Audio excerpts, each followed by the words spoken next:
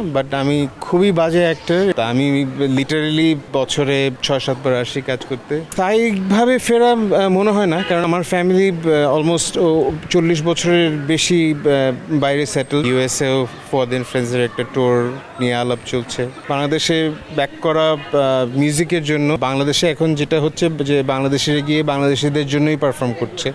প্রথম অভিনয় না, বাট আমি খুবই বাজে অ্যাক্টর এবং সাধারণত আমি নিজেও করি না এবং আমাকে কেউ নেয় না। বাট এই আমাদের যেই ক্লায়েন্ট আমাকে অনেক ভালোবাসে, তাদের জন্য আমি মিউজিক করছি, তাই তাদের রিকোয়েস্টে আসছি আর কি।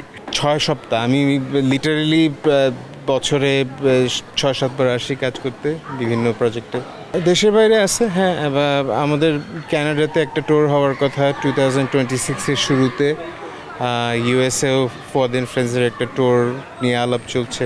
প্রীতম তো তরুণ না, but Pritam is actually doing the best.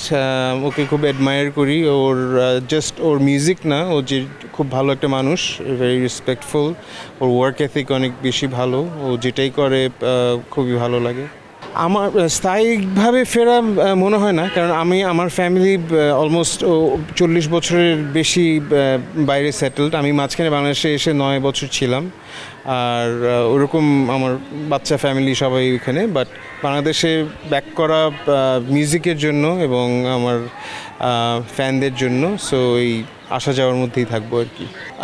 আমাদের নতুন একটা আমাদের লেবেল ওকে ব্রো রেকর্ডস থেকে নতুন একটা গান আসছে। গানটার নাম হচ্ছে confess it. It's an English song, কিন্তু মিউজিকটা হচ্ছে আমাদের সাউথ এশিয়ান ইনফ্লুয়েন্স এবং ফিউশনে। গানটার ভোকালিস্ট হচ্ছে Rachel West. She is a multi Grammy nominee artist. এবং মনজি স্ট্রেঞ্জার, সে ইউকের অনেক পপুলার একজন R&B second generation Bangladeshi artist. এখনও জানি না, কারণ ওভাবে ওই লার্জ স্কেলে বাংলাদেশের ওভাবে পৌঁছাতে পারে নাই। আমরা চেষ্টা করছি।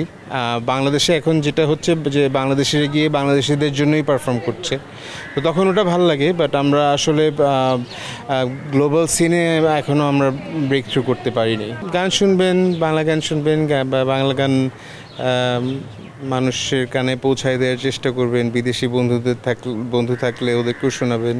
সব দেশের গান শুনবেন। গান তো গান।